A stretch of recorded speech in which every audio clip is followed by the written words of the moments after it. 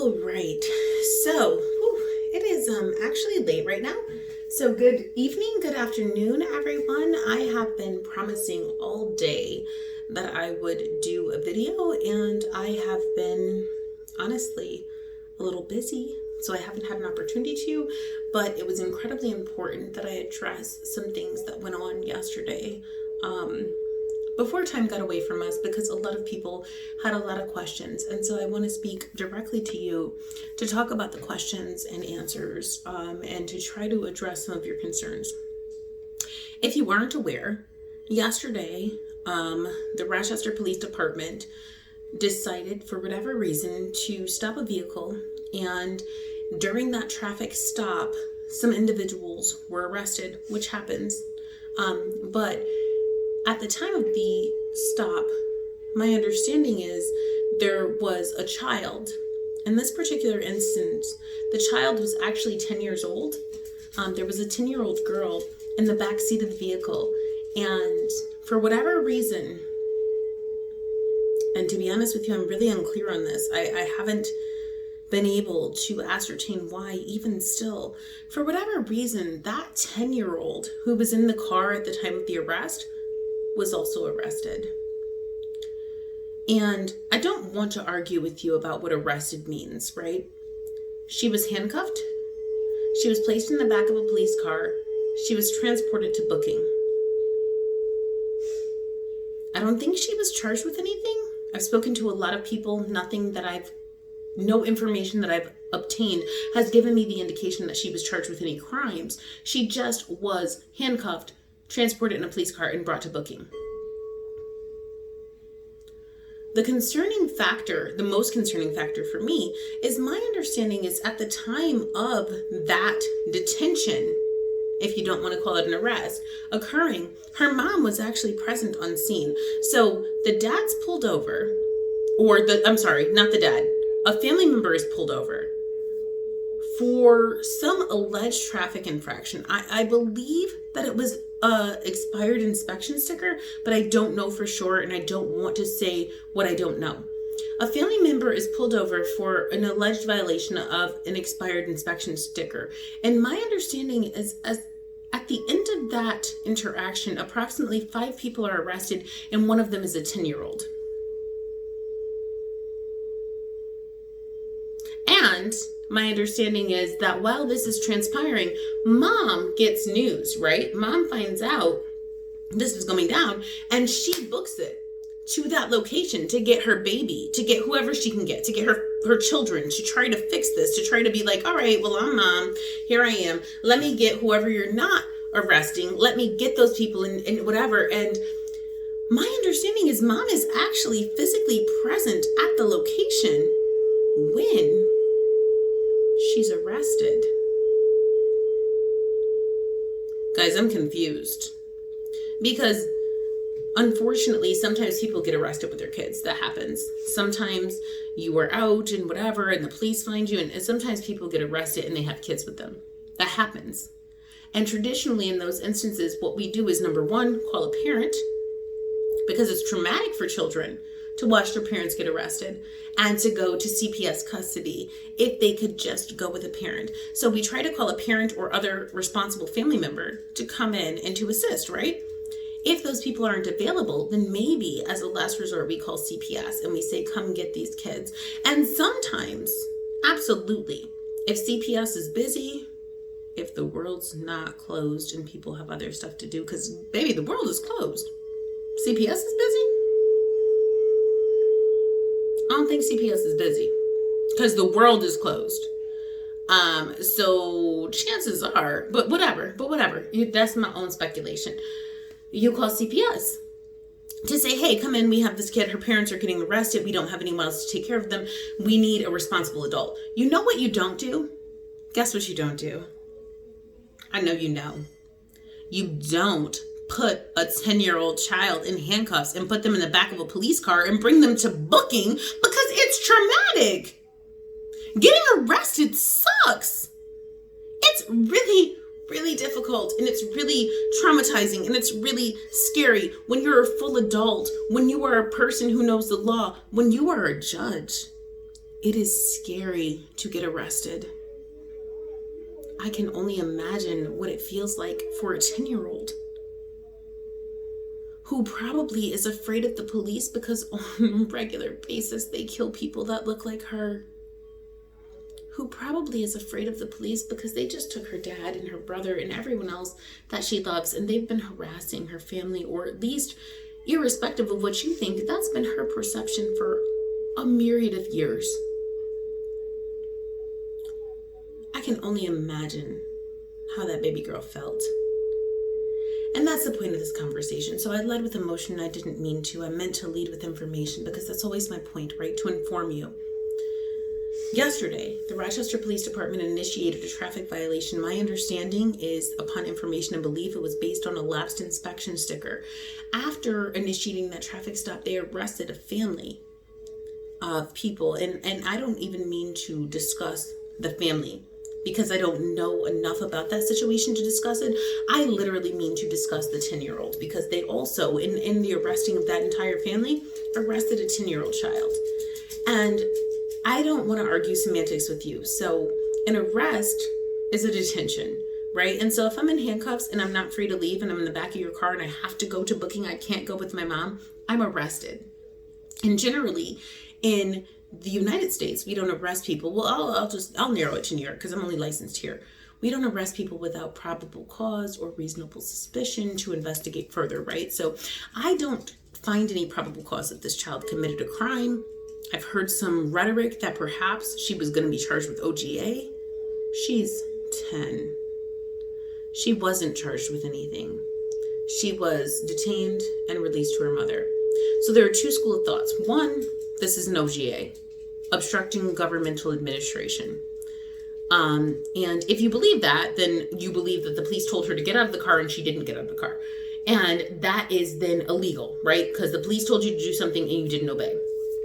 If we're calling the police to tell them to tell children to do things that they don't do without police enforcement, I'm about to call the police on everybody. That's not how life works, Brody. We don't call the police on children when they don't do what we say.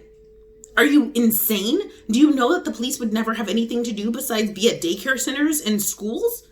Kids don't listen. That's the nature of kids. Do you have any kids? You don't call the police because kids don't do what you say. They're kids. And that just doesn't make sense to me for a 10-year-old. So I'm going to I had the law, to be honest. I have notes. I told you guys I take notes. I had notes on what OGA is, and I'll tell you, just in case you're worried, for craps and giggles.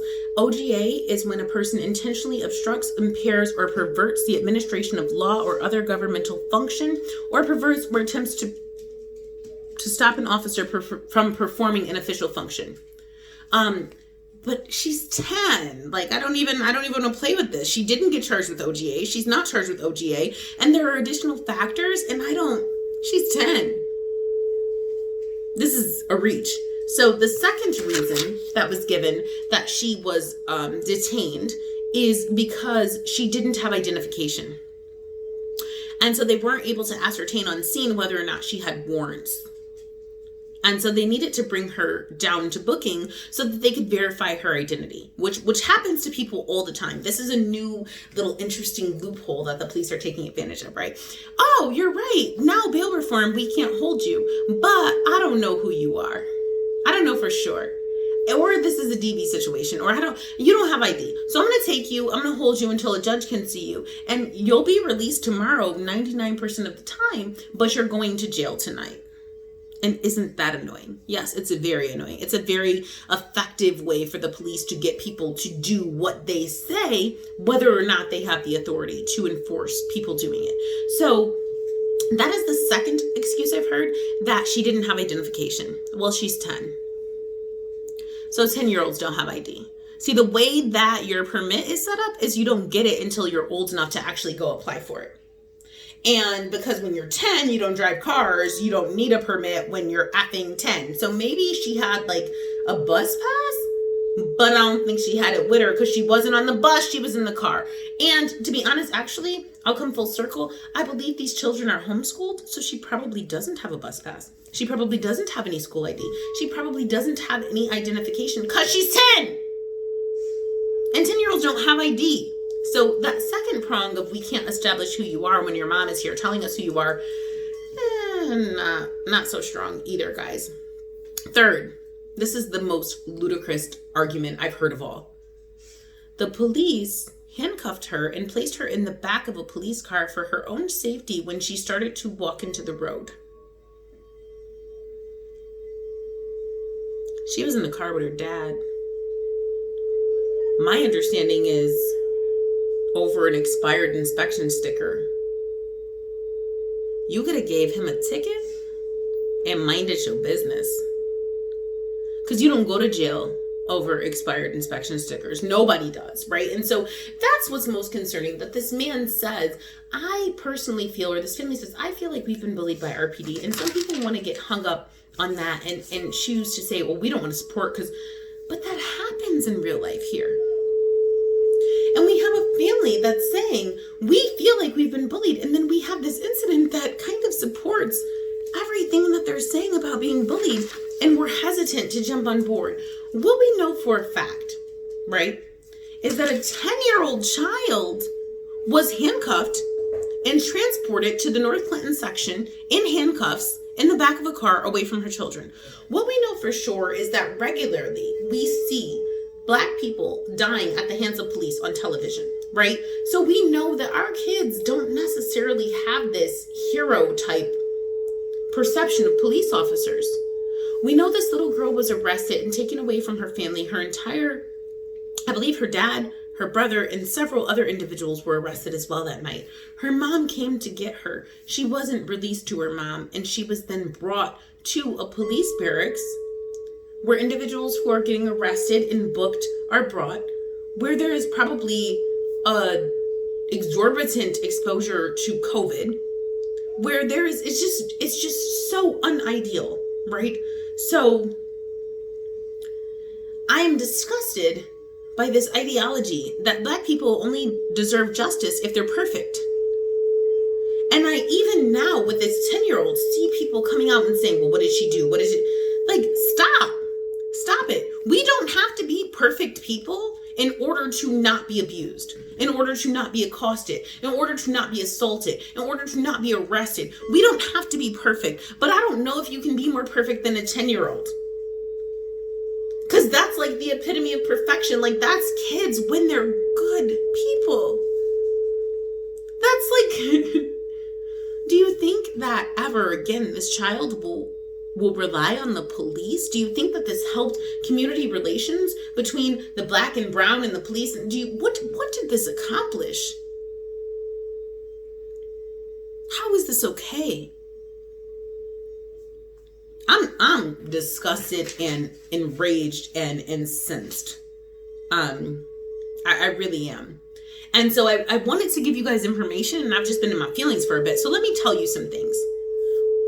One, in order for an OGA charge, obstruction of governmental administration, to even exist, right? In order for that to be a lawful charge, you have to actually have the administration of law or governmental function must have been authorized.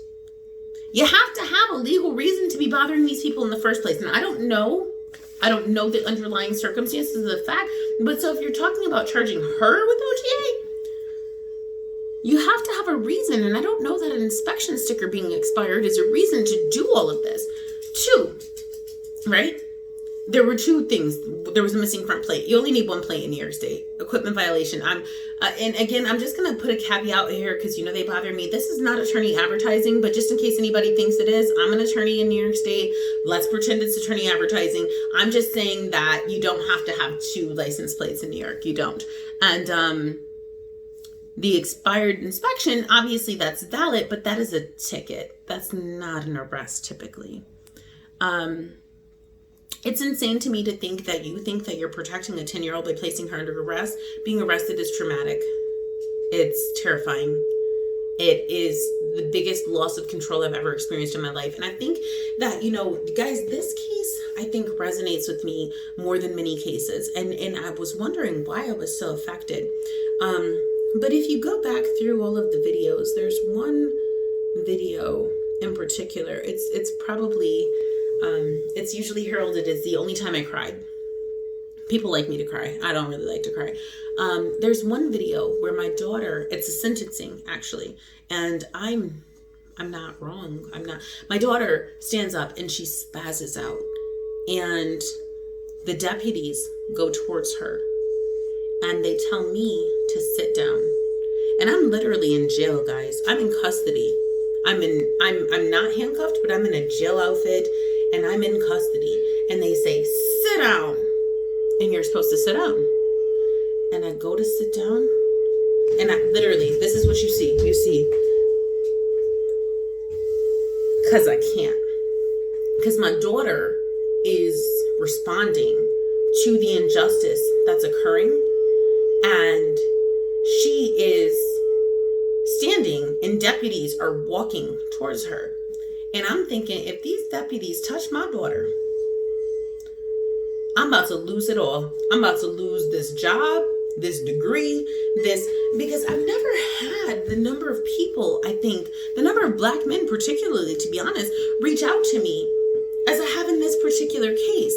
And you know why? It is because Black men love their daughters.